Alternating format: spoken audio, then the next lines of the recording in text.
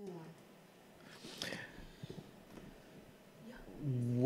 Welcome to Philly Hot Radio, the Sony show. It's Thursday. You know what time you know what that means. What time Thursday, is it? 5 o'clock. What did that mean, Sony? I don't know. You said you know what time it is. I It don't know. means it's time for the Sony show. Oh, I'm gonna need you to get on board today. I'm gonna need you to get on board because we got a guest and we gotta have our A game. we got A game? We have an A I game. didn't even know we had a game. Well, who's in it? America, this is what I go through. I barely slept last night. I just want y'all to know I'm going through trauma, and when I come into this station, this is what I go through. So if any of you know the words of prayer, just please pray for me. Some things come by prayer and fasting, right? I'm not fasting. Mm-mm. You don't eat. I, You barely eat. Talking about you don't fast. You don't eat. That's what you don't do. I eat, but we got a guest here. We do. Yeah, We got an do. awesome guest up in here. Like yo. And look, let me tell you this. Flyers all This gentleman decked out. here. I'm sitting here looking at just a little snippet. Just a snippet. Just a A snippet snippet. of his bio, and let me tell you, it's pretty impressive. That's And not better than mine. oh yes, I No. would. Well, you can't I made compare. donuts and ate them. You did what? I made the donuts and ate them. Like you don't see that on his resume. You like, made the donuts and ate them. and ate them. You don't see that on his resume. Where This you is- see that at? This Like, this how might be a little is- much for me, America. How is his better than mine? I think and glazed at that. glazed donut. Yes. I'm not a fan of glazed See, donuts. that's why he like. Well, that's Cream, Why, no, something like that. Not jelly. no. Oh, definitely not. Jelly. Can I finish introducing our Okay. guest? Oh, go ahead. Yeah, go ahead. Please do. Yes. Make sure you- Sony having a make sure good you time mention that today. He don't make donuts and eat them. I do. Well, I'm going to ask him. How about Okay. that? I'm not going to assume. See, as a journalist, my job is never to assume. So I am going to ask him. But first, we are going to introduce a candidate for a Democratic candidate for the judge of the Philadelphia courts. Philadelphia courts. You're not going to believe who it is. Who is it? Who is it? It's Gregory Wire. Every time we say a name, we give applause. Hey, thank you for joining us on Philly Hot Radio today. How are you today, sir? Good. Thanks for having me. Is it cold enough out there for you, or do we need to turn it down just a little more? I love the cold, but I think it is cold enough. This will do for me. Mm. When my beard starts to freeze, that's about right. Yeah. Once that starts happening, that's pretty much it. Stop going down from that point on. Well, first of all, we're glad you could join us. I'm Thank sitting you. here looking at just a little snippet, as I said, of your bio. Tell us. I'm not going to read it. Tell us a little bit about Is that your yourself. beautiful wife right there? That is. Oh, you she's didn't my- acknowledge she's my that. better You half. Yeah. didn't acknowledge A lot that. of levels. Mm-hmm. Yeah, my name is Greg Wire. I'm running for judge in Philadelphia. I went to Temple Law School, Mm-hmm. and I've been a criminal defense attorney in Philadelphia ever since. Mhm. My wife, her name is Sarah. She's a social worker. She works at Penn. She got her master's in social work from the University of Pennsylvania. Mhm. We live in Graduate Hospital, and we have a foster daughter, Jasmine, who's 19 years old and is a freshman at Penn State University. Look at you. Look at you. And so, what was it that, with all of that going on, what inspired you to run for the judgeship?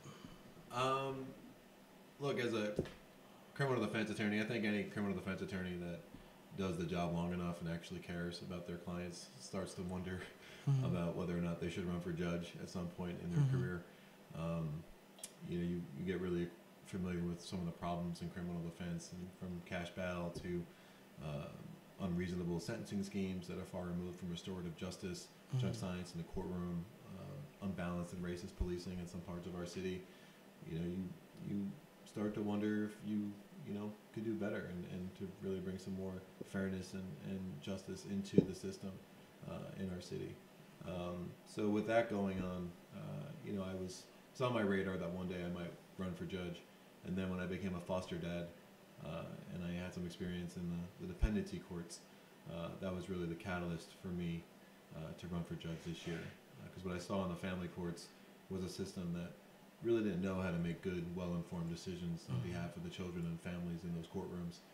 So I felt like the combination of my experience in criminal defense and my identity as a foster dad, that I had something unique and powerful that I could bring with me to the courts. I want you to elaborate on that a little bit because I have a great appreciation and fondness for people who are foster parents. And please tell me what experiences you had in that process that made you say, "Hey, look, I need to do something to help change the system." Sure. I have to be a little careful because, again, a lot of what happens in the family courts is confidential. Yes. You are dealing with children. Speaking generally, however, I think that the system, um, as it is, I mean, it doesn't take too much research into local or national data to see that we as a society are really failing our foster kids, and that they're falling behind. And by any metric you want to hold up, that foster kids, as compared to non-foster kids, have worse prospects in life.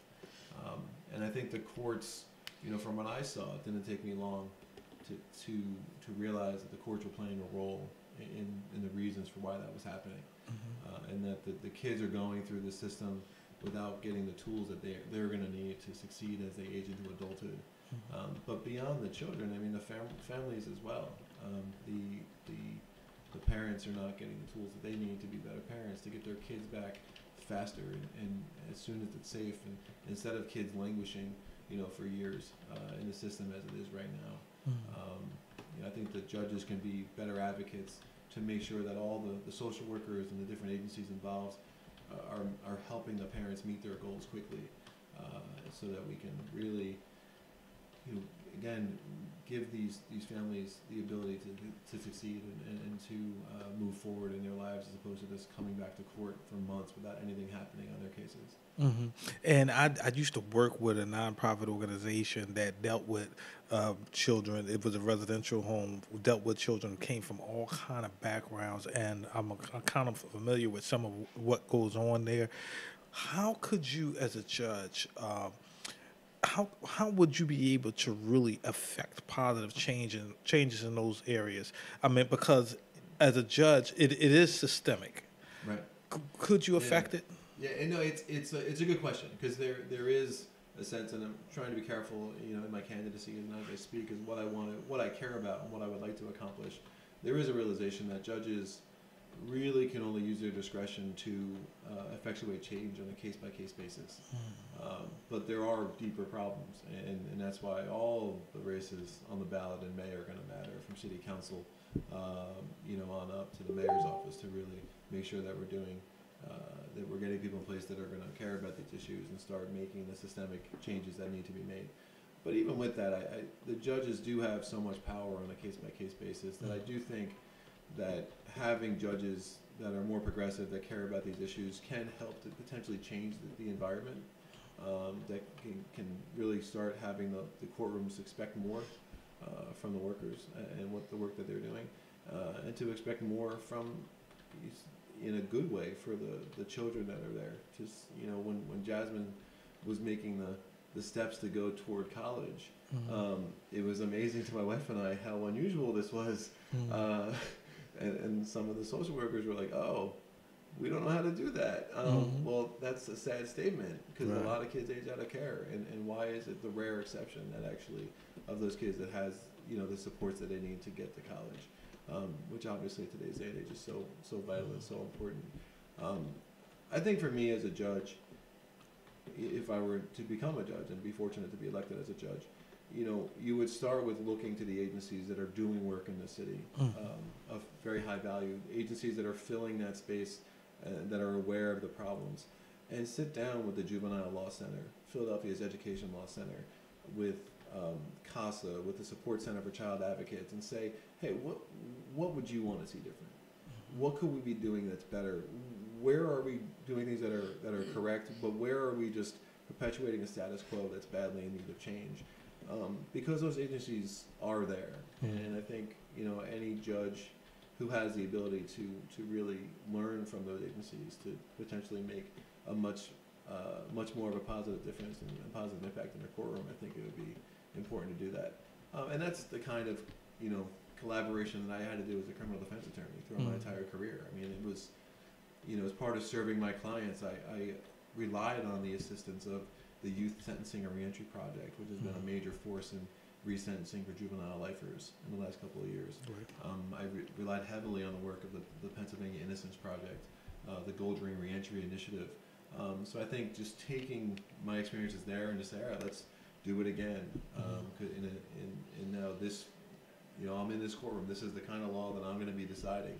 All right, who's out there that can help me, make sure I'm doing things that are the most fair and the most just in these cases.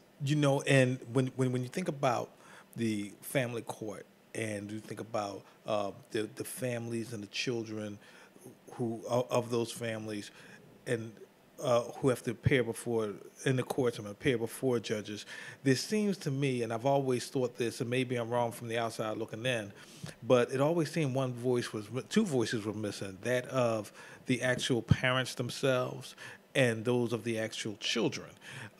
And is there, what could we do to see that they are heard? Like people who come before the system, like let's say their children were removed from the home, but they're trying to get the children back. Is there anything in place now where you get to actually hear from those who have been in the system from that aspect, and then from the children themselves, what they would like to see? Yes, from what, and again, not all those courtrooms are going to be created equal, and there's always going to want to be some caution, especially when dealing with the testimony of a child. Yes. But judges do have mechanisms at their disposal, whether it's having a child speak to them in camera, which just means, in the judge's chambers and with only a few people, so maybe it's not an open court. I mean, a lot of kids are in care for a lot of reasons, and if they're the victims of neglect or abuse, they might not be able to speak freely in front of other people that are in that courtroom. So I think child testimony especially you need to handle carefully, but giving the children a chance to be heard would be important. But the parents too, some of it's going to come down to who is the advocate for the parents, who's the parent's attorney, and why are the attorneys not, making sure that their clients are heard more, but also making sure that a courtroom is always a place where everyone feels like they had their day in court, and everyone feels like the judge cared, listened to all the relevant evidence, listened to all the relevant testimony, and made a decision that was based on, everything that was presented in the fairest way possible. If you had to give the overall court system, and of course I'm not talking about all of the courts, I'm talking about where it's in regards to family court, especially in dealing with children. If you had to give it on a scale, in your personal opinion, based on your experiences, like where one is not satisfied at all, or to 10 being extremely satisfied, how would you rate the court system today? So I think that's a little unfair to the system, and I do want to. I mean, the vast majority of my experience professionally has been in the criminal courts, so I will say that. Okay. My personal experices as a foster dad were, well, let's just say they're negative enough that I felt a strong. Right, that's what I was. My own personal experiences, they're a lot closer to a 1 than anything else.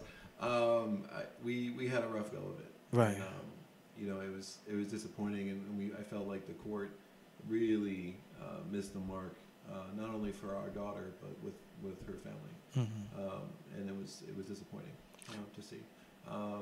But whether my personal experience warrants a 1 for the entire industry, maybe not. But I don't think it would be that close to 10 either. My wife has a lot of experience in that world, and there's some problems. And I think the good thing is more people are talking about it now. And I think that with more people talking about it, if again myself or other judges who get elected care about these issues, I think we can start making some really positive change. For those who are listening or those who are concerned, and even whether they have children of their own or have any experiences with what we call the system or family courts or not, but let's say they're concerned enough to want to do something or want to engage, is there anything the average citizen, the average resident could do to maybe help improve the family courts and the relations between the courts and the children and the parents?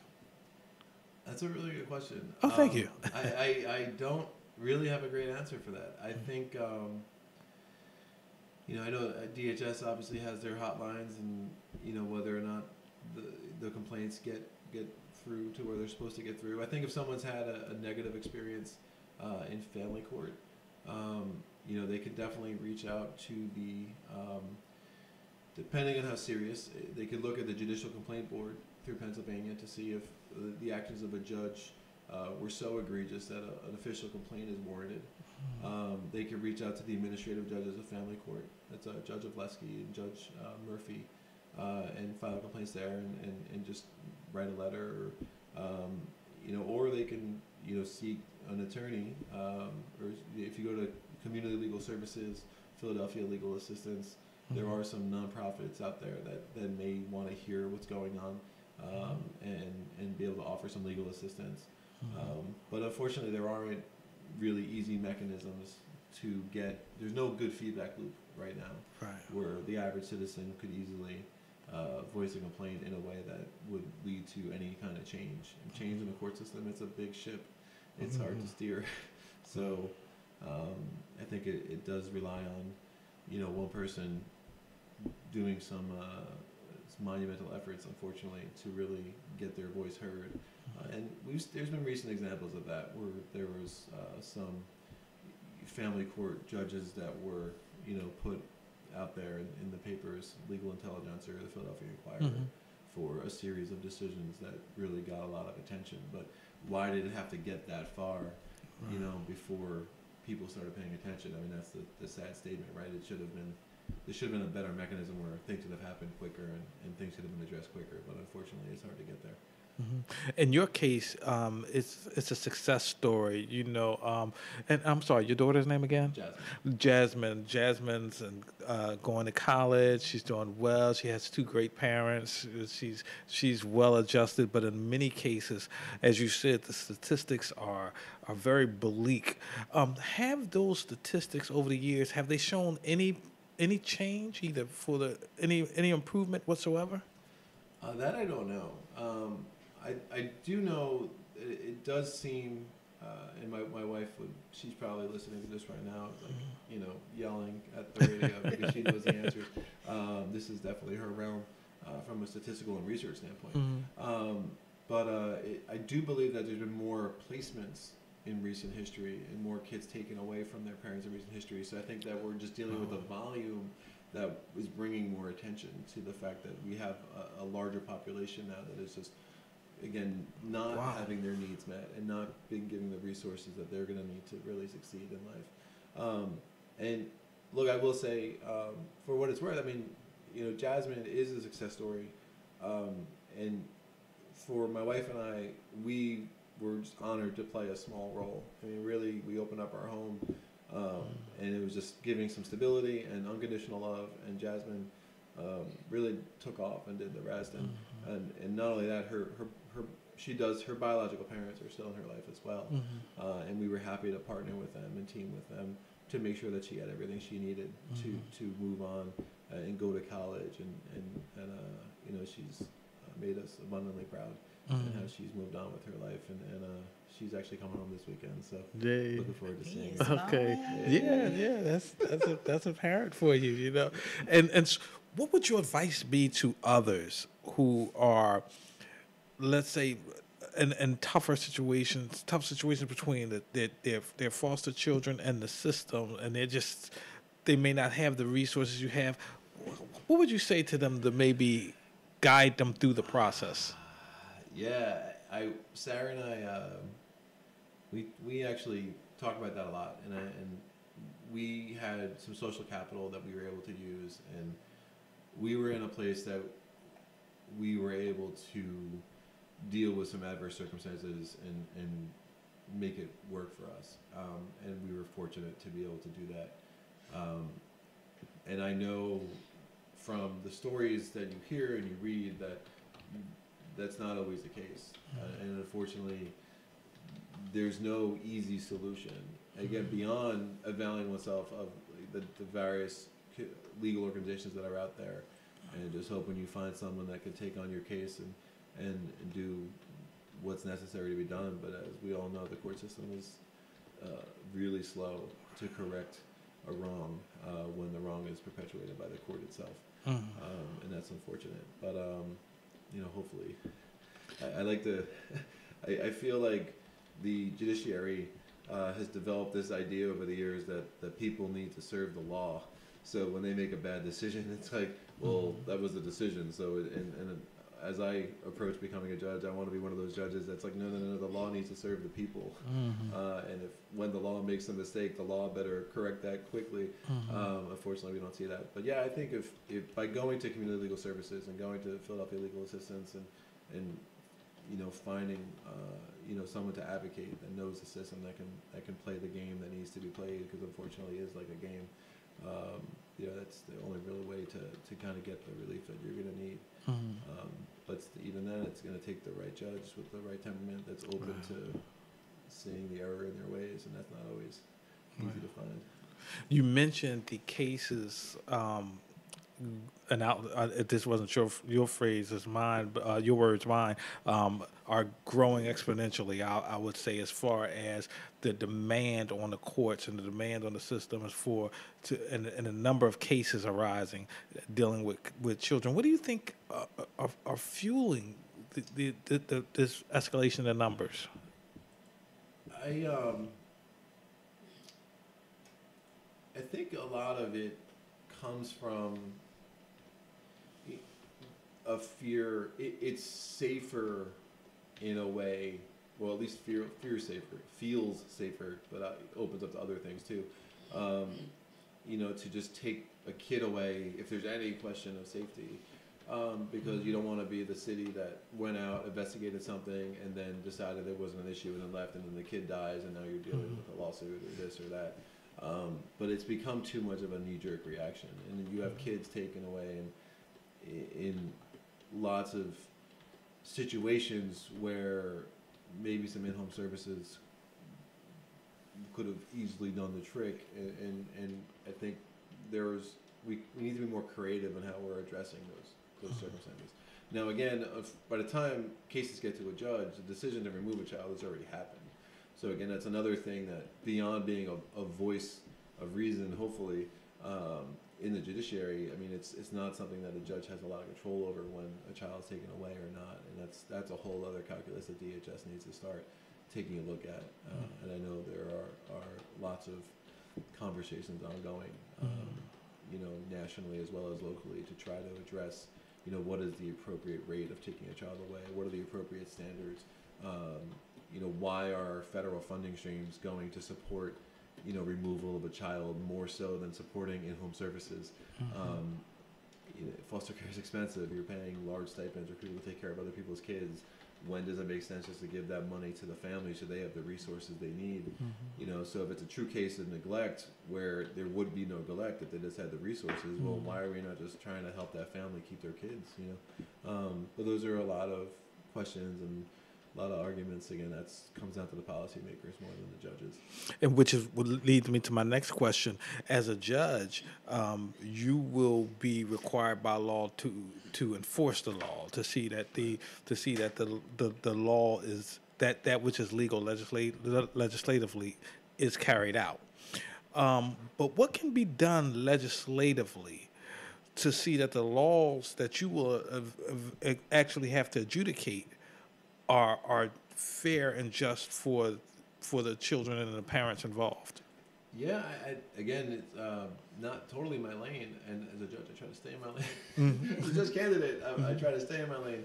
I think that if we look at the slate of representatives that Philadelphia has in Harrisburg right now, I think there's a lot of reason for hope. There's been some serious movement, especially on the criminal side, toward more just laws and advocacy for even further developments there. Not as familiar with anything that's happening legislatively on the family court side. Again, my wife's probably yelling at the radio right now. She can call in too. She can call in. But I think it's under making sure that when you vote, that you're voting for people that are aware of these issues, that care about these issues.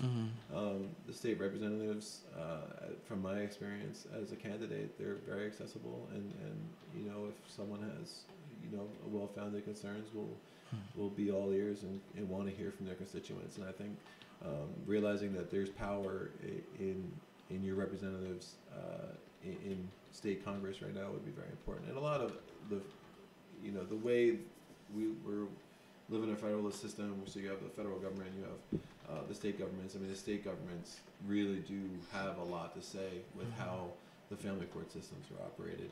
So, making use of your state senators and your state representatives to try to bring about some change would be the first place to turn.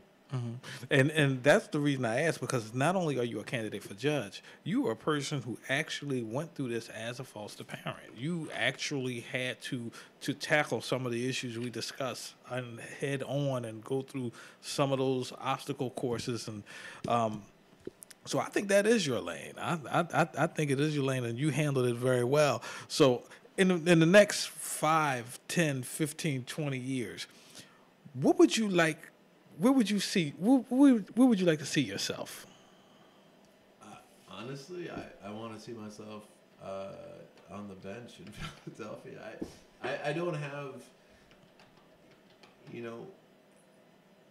a bigger view beyond, wanting to be presiding over a courtroom either in Philadelphia's family courts or Philadelphia's juvenile court or Philadelphia's criminal court, and really trying to make sure that whatever happens in that courtroom, that it's fair and that it's restorative and that it's working toward helping people move on with their lives. I mean, no one goes to the courtroom when they're having a good day. And that's for the defendant as much as it is for the victims. That's for the kids as much as it is for the families. Like, let's try to find the glimmer of hope, and let's use this as a growth opportunity for everyone who's in that courtroom. But it's, for me, I look at my opportunity to run for a judge and as the best opportunity for me to live my life in a way that can help some of the most vulnerable in our community. And using my personal experiences in criminal defense and my personal experiences as a foster dad, and as soon as this crazy campaign is over, we're hoping to bring in another kid. Well, go ahead, look at you. We're not doing it now. These kids in our foster caregivers are exposed to trauma. And to bring a trauma-exposed kid into our house when I'm out 6 nights a week campaigning, and it's just not fair to the child, it's not fair to my wife. But we are hoping to continue to bring in children, over the years. I do believe that the best way for me to, again, continue to live my life to help the most vulnerable would be as a judge, and to really, bring my experience, bring my perspectives to bear in the decisions I make. Because, look, as you said, right, the judges have to uphold the law, and that's rule number one. But within discretion, a lot of judges will say, "Oh, you're just calling balls and strikes." Sure, but you're also using your discretion to determine what a ball and strike is. So it goes a little bit more than just, you're this automaton application of laws. You're making decisions that matter, and decisions that affect people's lives. So, how you think about the job and how you think about your role and how you take into account the trauma of the people that are in front of you, to make good, fair decisions. Like, that's what I want to do, and I want to do that until I feel like I have nothing left to offer, really. I'm 39 years old. I mean, I'm not looking at this as like a job to retire in. I'm looking at this as the next step in my career that takes advantage of my passions. I want to get to work. I want to take the bench, and I want to work hard to make our court system fairer for the people that are involved with it. You love children. That's apparent. And the way that he just babies, kids. he just loved them. And so coming before your bench will be some very, very heartbreaking stories, heart-wrenching situations. How do you plan to deal with that, having your heart being with families and children? How will you take those heart-wrenching? How will you deal with them? It's not easy. I mean, even as a criminal defense attorney, I think you have the cases and the families and the clients that stay with you, and I think that anyone who's in a helping profession who cares about what they're doing, there will be those cases that, quote unquote, they'll never get over. And I think as a judge, like it should affect you, and you can't, the second you turn your heart off to that element of it, I don't know if you're gonna really be able to make the right decisions. Right. But there's a balance there, and I think understanding what you're being exposed to, understanding that these are traumatic stories, and people who are going through traumatic times, and being able to kind of process that as you go is important. I think a lot of that is how people deal with trauma in all sorts of jobs, from doctors to ministry to anything that you're dealing with people's lives. It's just make sure you have good friends and you're taking care of yourself, and that you're not becoming numb to it. You can get used to it, but if you become numb to it, they think you're gonna missing the important part of it. Is there anything you'd like for our listeners to know before we? No, there's more on my website. It's www.gregorywire.com. That's GREGORYWEYER.com. Links to my Instagram, my Facebook are on there. Signing period is about to start. I need 1,000 signatures on between February 19th and March 12th. I need 1,000 signatures to get on the ballot for common pleas, and another 1,000 to get on the ballot for municipal court. So there'll be some events coming up during then, and I'm accessible. You can email me through the website. I'd be happy to get back to anybody who has any questions. And say their contact information one more time. I want to make sure that everybody got it, and if they want to follow you, they can follow you and maybe support your campaign. One more time. Yeah, so the website, everything's off the website. So if you can go to GregoryWire.com, that's GREGORYWEYER.com. Thank you very much. I really appreciate you taking the time to come out, and good luck on the campaign trail. And I'm hoping to hear some good news. Sure, I appreciate it. So come back after you get that robe, and thank you. Great, Okay. Thank you.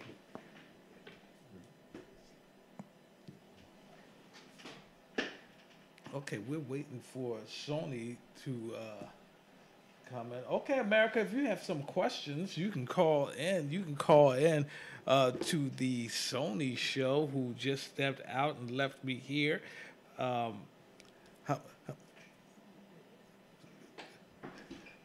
So we're gonna play something for you real quick. I don't know why. I guess they forgot how radio works. All right, so we'll be right back after this message from our local sponsors. Only kidding. We're going to play you a tune and get right back to you.